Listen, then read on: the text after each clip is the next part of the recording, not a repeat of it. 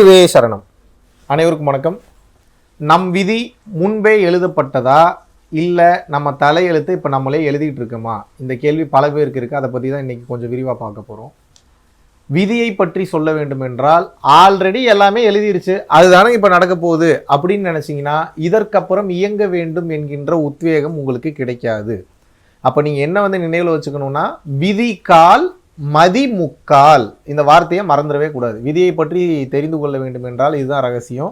விதி கால் மதி முக்கால் அப்படின்னா விதி 1/4% வேலை செய்யும். உங்களது மதி, உங்களது அறிவானது இறைவனிடம் சரணாகதி அடைந்த அறிவானது, அது தாழ்வு மனப்பான்மை இல்லாத தன்னை தாழ்த்தி கொள்ளக்கூடிய அந்த அறிவானது, பக்குவப்பட்ட அறிவானது, அது 3/4 வேலை செய்யும். அப்படின்னா என்ன அர்த்தம்னா, நிறைய பேர் எனக்கு விதினால தாங்க இது நடந்துருச்சுன்னு சொல்லி அதாவது ஒரு நெகட்டிவாக நடந்தால் கூட அதை பாசிட்டிவாக மாற்றுறது எப்படி என்பது தெரியாமல் துவண்டு விடுகிறார்கள்.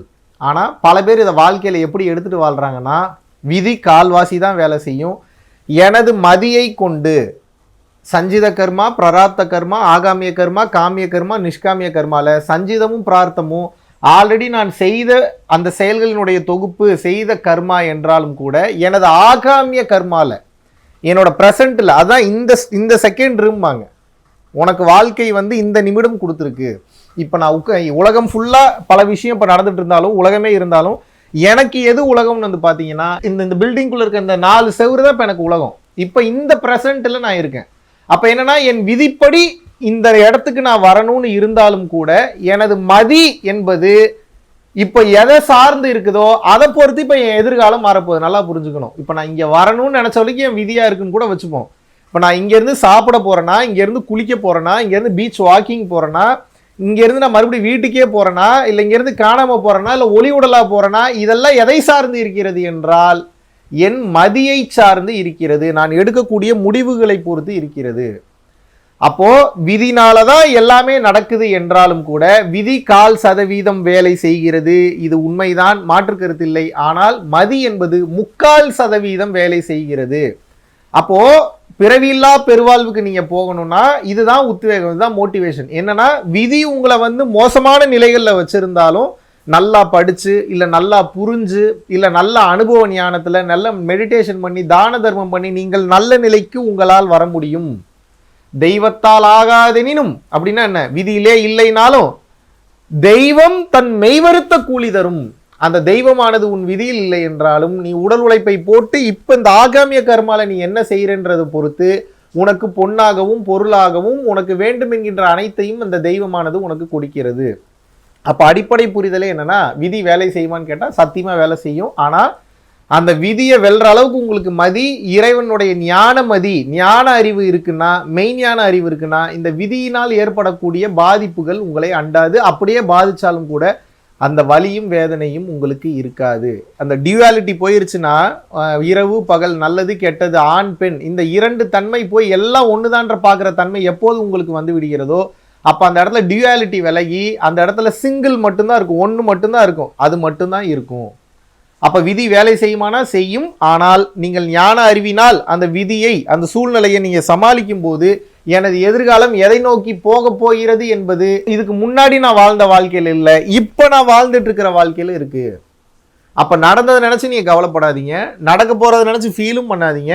நீங்க நடக்க போறதை எப்படி வேணாலும் மாத்திக்கலாம். உங்க எதிர்காலத்தை உங்கள் கைகளால் எழுத முடியும். உங்களுக்கு அந்த அறிவு, அந்த பக்குவம், அந்த பொறுமை இருந்தால் எழுத முடியும். ஆனால் நிகழ்காலத்தில் நீங்க என்ன பண்றீங்கன்றதுல கவனத்துடன் தெளிவாக செய்யும் போது உங்களது எதிர்காலம் மிகச் சிறப்பாக இருக்கும். அதனால் அதை பற்றி நீங்கள் கவலைப்பட தேவையில்லை. அப்ப விதியை நினைச்சு நீங்க தோண்டு போய் சும்மா உட்கார்ந்துடக்கூடாது, படு தூங்கிடக்கூடாது. எனக்கு எல்லாம் விதிப்படி தான் நடக்கும் அப்படின்னா நான் இதுக்கப்புறம் என்ன பண்றது அப்படி நினைச்சீங்கன்னா இயக்கமற்று போய் விடுவீர்கள். உங்களை நான் இயக்கமற்று சொல்லவில்லை, இயக்கமற்று இருக்க நான் சொல்லவில்லை. உங்களை நான் என்ன சொல்றேன்னா, இயக்கமற்றும் இருக்க கத்துக்கணும், இயக்கத்திலையும் இருக்க கத்துக்கணும். இயக்கத்திலையும் தியான நிலையில் இருக்கணும், இயக்கமற்று இருக்கும்போது தியான நிலையில் இருக்கணும். நான் இயக்கமற்று இருக்கும்போது மட்டும்தான் நான் தியான நிலையில் இருப்பேன், ஞான நிலையில் இருப்பேன் அப்படின்னு நீங்க இருந்தீங்கன்னா இயக்கம் என்பது எப்படி என்பது தெரியாது. இங்க பல பேர் இந்த உலகத்துல இயங்கிட்டு இருக்காங்க. இயங்கிட்டு இருக்கிறவங்களுக்கு இந்த தியான நிலை வாய்க்குமா என்ற கேள்வி இருக்கு. அப்ப இயங்கிட்டு இருக்கிறவங்களுக்கு நம்ம அந்த தியான நிலையை சொல்லி கொடுக்க வேண்டிய இடத்துல இருக்கும். அப்ப நீங்க என்ன பண்ணணும், இயக்கத்தில் இருப்பவர்களுக்கு நீங்களும் இயக்கத்தில் இருந்தால்தான் அந்த விஷயத்தை புரிஞ்சுக்கிட்டு அவங்க கிட்ட பாஸ் பண்ண முடியும். ஸோ நீங்கள் எப்படி இருக்கணும்னா, விதியை நினைத்து இயக்கமற்று இருப்பதை விட, விதி இருந்தாலும் பரவாயில்லை, என் மதி என்பதனால் என்னால் இயக்கத்தில் அதை மாற்றிக்கொள்ள முடியும், செயலை செய்து மாற்றிக்கொள்ள முடியும். இந்த 3 டைமென்ஷன், நீளம் அகலம் உயரம் அப்படின்னு கூடிய இந்த 3 டைமென்ஷன்ல 4th டைமென்ஷன் காலம்னு ஒன்று இருக்கு. நீளம் அகலம் உயரம் காலம். இந்த 4th டைமென்ஷனுக்கும் நீங்கள் போகக்கூடிய வலிமை, அந்த ஆற்றல், அந்த பக்குவம், இந்த வாழ்க்கையை நீங்க தெளிவு நிலையில் வாழ்ந்தீர்கள் என்றால் உண்டு. அப்ப என்னன்னா, நீங்க அடுத்த ஜென்மம் எடுக்க போறீங்களா, அடுத்த ஜென்மம் எடுக்க போகலையான்றது எதுல இருக்குன்னா, இப்போ நீங்க உயிருடன் உடலுடன் இருக்கக்கூடிய இந்த நேரத்தில் இருக்கிறது. இதனால் தான் பல ஆன்மாக்கள் உடல் கிடைக்காம கஷ்டப்பட்டுட்டு இருக்கு. உடல் கிடைச்ச பல ஆன்மாக்கள் அதை பயன்படுத்தாமல் இருக்கின்றது. அப்ப நீங்க என்ன மனநிலையில நீங்க இருக்கணும்னா, நீங்க எந்த நிலையில இருந்தாலும் சரி, உள்ளுக்குள் இறை சிந்தனையுடன், நீங்க கமிட்மெண்ட்ல இருந்தாலும் சரி, கமிட்மெண்ட்ல இல்லைனாலும் சரி, நீங்க எப்பேற்பட்ட நாட்டில் இருந்தாலும் சரி, எந்த சூழ்நிலையில் நீங்கள் இருந்தாலும் சரி, விதி உங்களை எங்கு கொண்டு போய் தள்ளினாலும் சரி, அந்த இடத்தில் உங்களுக்கு நம்பிக்கையும் நல்ல செயலையும் தான தர்மத்தை சார்ந்த சிந்தனையும் அறிவும் நல்ல அறிவும் இருந்தால் உங்களது எதிர்காலம் பிறவி இல்லாத நிலைக்கு இப்போதே போக முடியும். சஞ்சித கர்மா டோட்டலாகவும் அழிச்சிடலாம், பிராரப்த கர்மாவையும் அழிச்சிட்டு இந்த ஆகாமியத்தை மிகச் சிறந்த முறையில் பாற்றி நிஷ்காமியம் எனும் நிலைக்கு நீங்கள் தாராளமாக செல்ல முடியும். நன்றி, வணக்கம். ஆகஸ்ட் மாதம் 23ஆம் தேதியிலிருந்து 29ஆம் தேதி வரைக்கும் 7 நாட்கள் வந்து பார்த்தீங்கன்னா பூட்டானில் வந்து ஒரு அற்புதமான ஒரு ஸ்பிரிச்சுவல் யாத்திரையை வந்து மேற்கொள்ள இருக்கிறோம். டெக்னாலஜிக்கு முக்கியத்துவம் கொடுக்காம மக்களினுடைய வாழ்க்கைக்கும் பிறவியில்லா பெருவாழ்விற்கும் முக்கியத்துவம் கொடுத்து போகக்கூடிய மிகவும் வளமான அற்புதமான சக்தி மிக்க ஒரு நாடு. இந்திய குடிமகன்களுக்கு பாஸ்போர்ட் என்பது அவசியம் கிடையாது, ஓட்டர் ஐடி இருந்தால் மட்டும் போதும். கீழே உள்ள கான்டாக்ட் நம்பர் கான்டாக்ட் பண்ணியும் www.paramporulfoundation.in அப்படின்ற வெப்சைட்ல போயும் உங்களது பெயரை வந்து முன்பதிவு செய்து கொள்ளலாம். சிங்கப்பூரில் வருகின்ற செப்டம்பர் 18ஆம் தேதி முதல் 22ஆம் தேதி வரைக்கும் கிட்டத்தட்ட 5 நாட்கள் அடுத்த மீட்டப் வந்து ஏற்பாடு பண்றோம். இதற்கு முன்னாடி சிங்கப்பூர்லயும் சரி, மலேசியாலையும் சரி, இந்தியாவிலும் சரி பல நபர்கள் அவர்களுடைய வாழ்க்கையில personal life guidance, spiritual elevation, முக்திக்கான ஞான பாதைக்கு உண்டான கேள்விகள் மற்றும் பதில்கள், உடல் மற்றும் மனம் சார்ந்த பிரச்சனைகள், நோய் சம்பந்தமான பிரச்சனைகள்,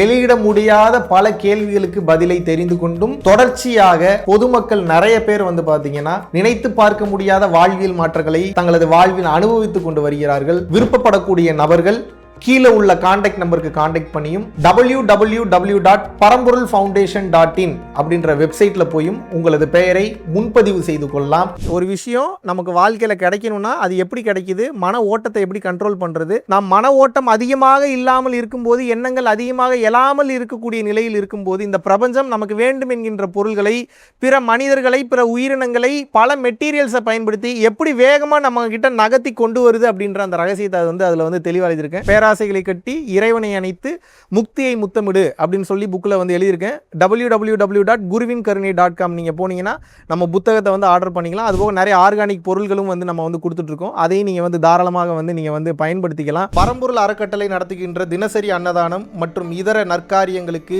நீங்கள் உங்களது பங்களிப்பை தாராளமாக செலுத்தலாம். இதனால் என்னென்ன பலன்கள் கிடைக்கும் என்றால், தரித்திர தோஷம் விலகுகின்றது, அன்னக்குறைவு தோஷம், பித்ரு தோஷம், கர்ம தோஷம், பாவதோஷம் மற்றும் கிரகங்களினால் ஏற்படக்கூடிய தோஷங்களின் தீவிரமும் குறைகின்றது. மனக்குழப்பம் மற்றும் எதிர்மறை எண்ணங்கள் விலகுகின்றது. குடும்ப கலகங்கள், தொழில் தடைகள், பணத்தடை, கல்வித்தடை, திருமணத்தடை, சந்தானத்தடை, நோய் தொடர்பான கர்மபாரம் முற்றிலும் வந்து தீருகின்றது. ஆகையினால் இந்த பரம்பொருள் அறக்கட்டளை நடத்துகின்ற எல்லா விதமான நற்காரியங்களிலும் உங்களது பங்களிப்பை வந்து செலுத்துவதற்கு கீழே கொடுக்கப்பட்டுள்ள வங்கி கணக்கிற்கு தாராளமாக நீங்கள் வந்து பணம் அனுப்பலாம். நன்றி, வணக்கம்.